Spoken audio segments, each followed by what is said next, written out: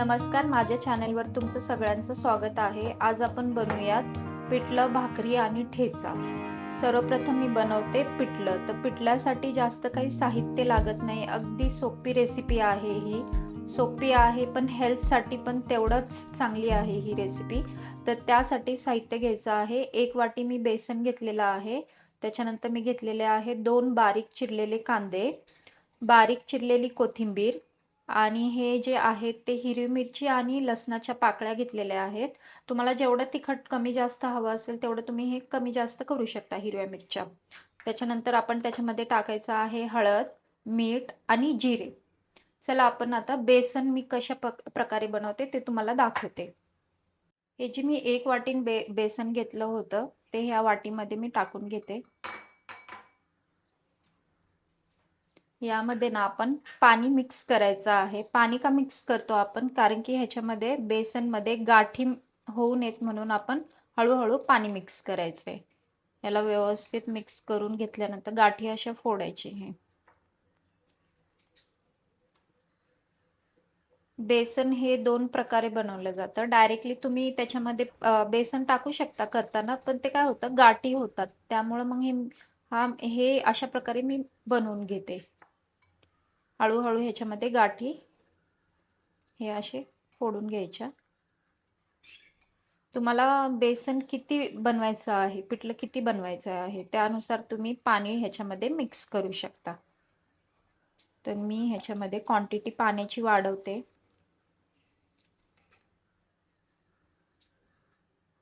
जेवढे पण गाठी आहेत ते व्यवस्थित आपण फोडून घ्यायचे ह्याच्यामध्ये.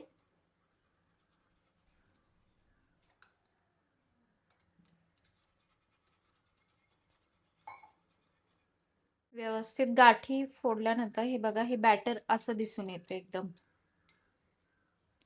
पाण्याची क्वांटिटी मी टाकली होती ह्याच्यामध्ये. मी ह्याच्यासाठी 1 ग्लास पाणी टाकलं आहे. आता आपण काय करूयात, हे जे लसूण आणि हिरव्या मिरच्या आहेत याला मी मिक्सर मधून वाटून घेते. ह्याची अशा प्रकारे वाटून घ्यायची आहे. आता आपण फोडणीची तयारी करूयात. कढईमध्ये मी तेल टाकून घेते.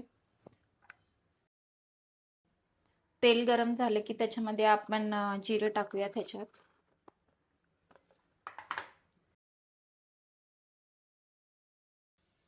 कांदा,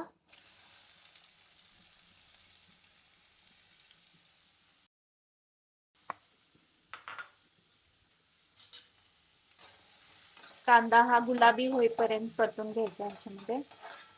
जास्त पण कांद्याला परतायचं नाहीये, एकदम मिडियम गॅस मध्ये हळूहळू भाजून घ्यायचे.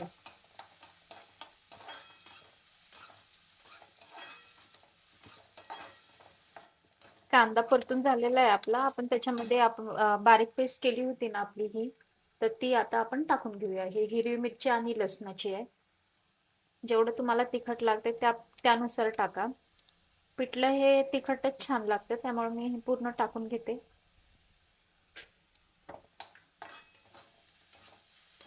या मिरचीला पण तेलामध्ये भाजून घ्यायचंय.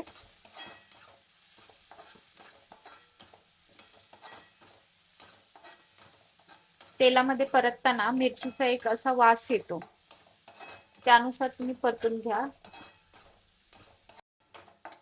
आता ही मिरची भाजून झालेली आहे. ह्याच्यामध्ये आपण टाकणार आहोत हळद आणि चवीनुसार मीठ टाकून घ्यायचं ह्याच्यामध्ये. हळदला पण तेलामध्ये परतून घ्यायचंय. त्याचे जे कच्चापण असतो ना तो निघून जातो ह्याच्यामधून.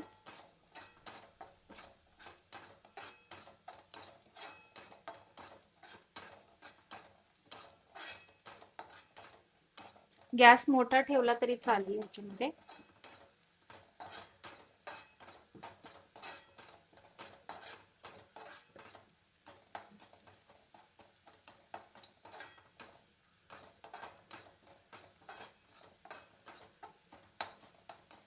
हे बघा, हे झालेलं आहे. आता आपण ह्याच्यामध्ये काय करू, जे आपण बेसन पाण्यामध्ये हे करून घेतलं होतं ना ते आता ह्याच्यामध्ये टाकायचंय.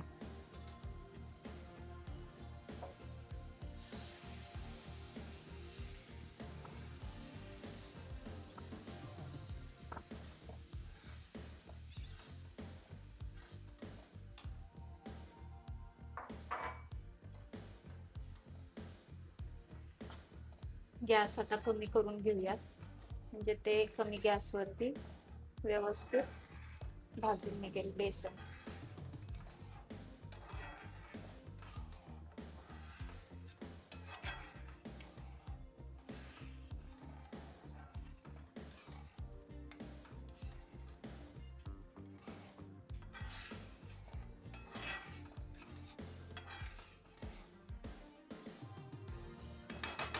याला वरतून झाकूया आणि एक 5 मिनिटं शिजवून घेऊया त्याला.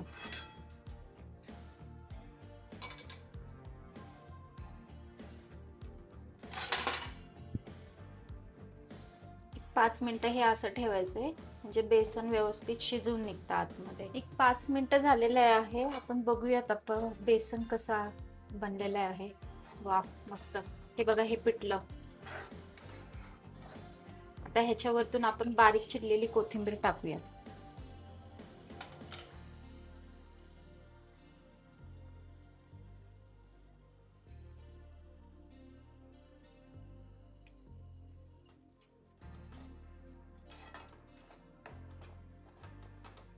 रेडी आहे आपलं गरमागरम पिठलं. आता हे पिठलं बनतंय तोपर्यंत आपण ठेचा आपण बनवून घेऊयात. बनलेलंच आहे. मी आता हे गॅस बंद करते आणि आपण आता ठेचा बनवायला घेऊयात.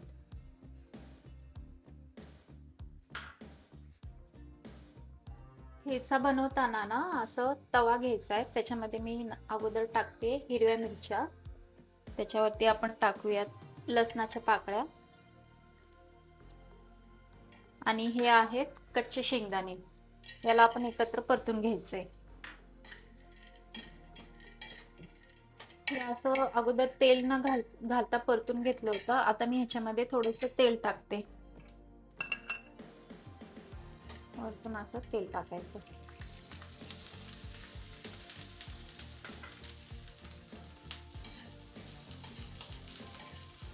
मस्त असं भाजून घ्यायचं ह्याला.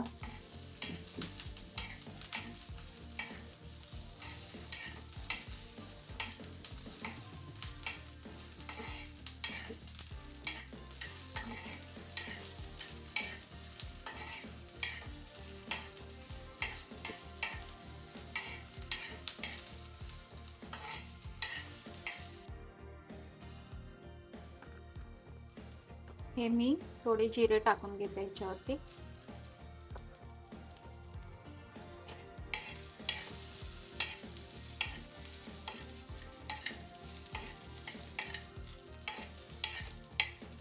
आता ठेचा बनवायची पारंपरिक पद्धत म्हणजे खलबत्त्यात ह्याला वाटून घ्यायचं, मिक्सर मध्ये न वाटता. खलबत्त्यामध्ये चव खूप छान लागते ठेच्याची. ह्याला मी आता बंद करून घेते. झालेलं आहे हे आपलं बनवून.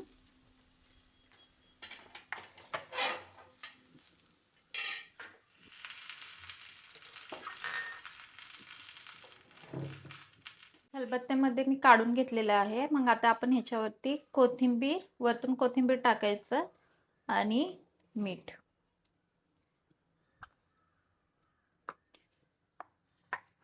ह्याची आता एक पेस्ट बनवून घ्यायची. जास्त बारीक पण नाही हे करायचं, मोठं मोठंच ठेवायचं.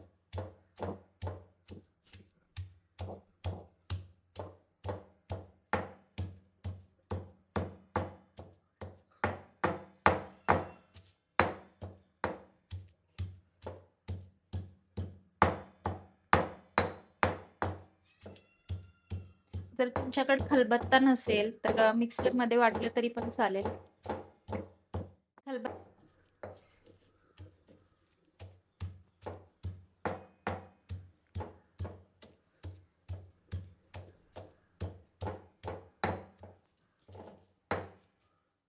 झाले बघा हे ठेचा. जास्त बारीक पण वाटून घ्यायचं नाहीये. ठेचा हा असाच पाहिजे, एकदम मोठा मोठा थोडा. मी याला बारीक पेस्ट नाही करत आहे, पण रेडी आहे. मीठ वगैरे लागलंय का व्यवस्थित बघून घ्यायचंय. मी याला आता एका बाउल मध्ये काढून घेते. मस्त असा झणझणीत ठेचा. आता आपण हे ठेचा बनलेला आहे. आता आपण भाकरी करून घेऊयात. हे मी ज्वारीचं पीठ घेतलेलं आहे. ऍक्च्युली भाकरी सगळ्यांना जमत नाही, तर तुम्ही काय करा, ह्याच्यामध्ये गव्हाचं थोडंसं पीठ मिक्स केलं तरी चालेल. भाकरी शिकायला खूप वेळ लागतो खरं तर. त्याच्यामध्ये थोडं थोडं पाणी मिक्स करून आपण हे पीठ रेडी करूयात. थोडं थोडं अंदाजा घेऊन पाणी मिक्स करायचं ह्याच्यामध्ये. गरम पाणी जरी टाकले ह्याच्यामध्ये तर भाकरी व्यवस्थित होते.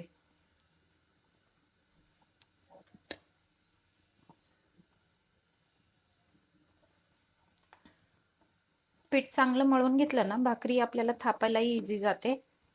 तर हे पीठ व्यवस्थित मळून घ्यायचंय. हे असं दाबून व्यवस्थित मळून घ्यायचं.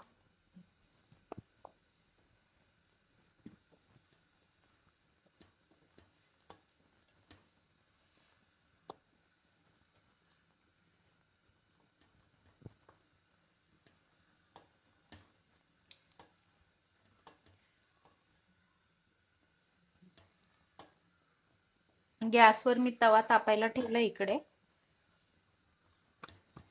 हे बघ, पीठ अगदी व्यवस्थित मळून घ्यायचंय.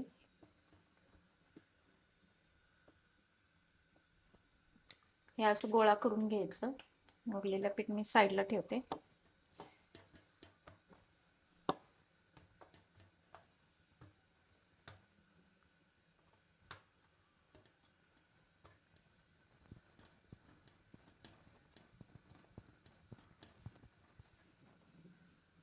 हे गोळा तयार करून ह्याला आपण असं दाबत जायचं, व्यवस्थित मोठं करून घेऊन मग ती भाकरी थापायला घ्यायची. म्हणजे इझी जातं आपल्याला भाकरी थापायला. खाली पीठ कोरडं टाकून घ्यायचं.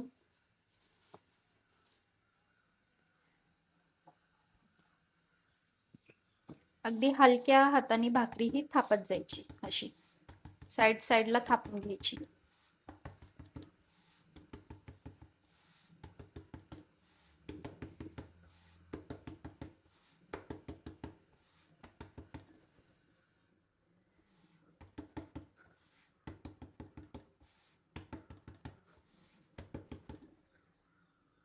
भाकरी रेडी आहे बघा. आता आपण ह्याला भाजून घेऊया व्यवस्थित तव्यावरती. तवा व्यवस्थित तापलेला आहे आणि भाकरी टाकून घ्यायची. हे उलट्या बाजूला असं पाणी लावून घ्यायचं.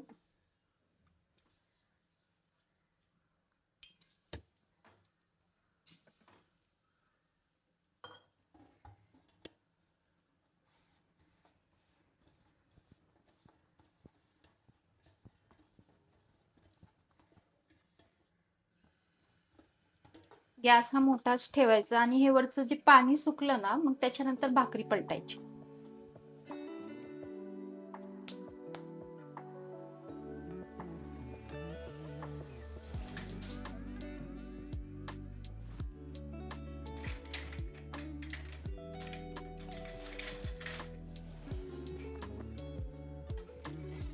भाकरी आता पलटून घेऊयात. हे बघा, मध्ये मध्ये असं प्रेस करत राहायचं, व्यवस्थित भाकरी भाजून निघते.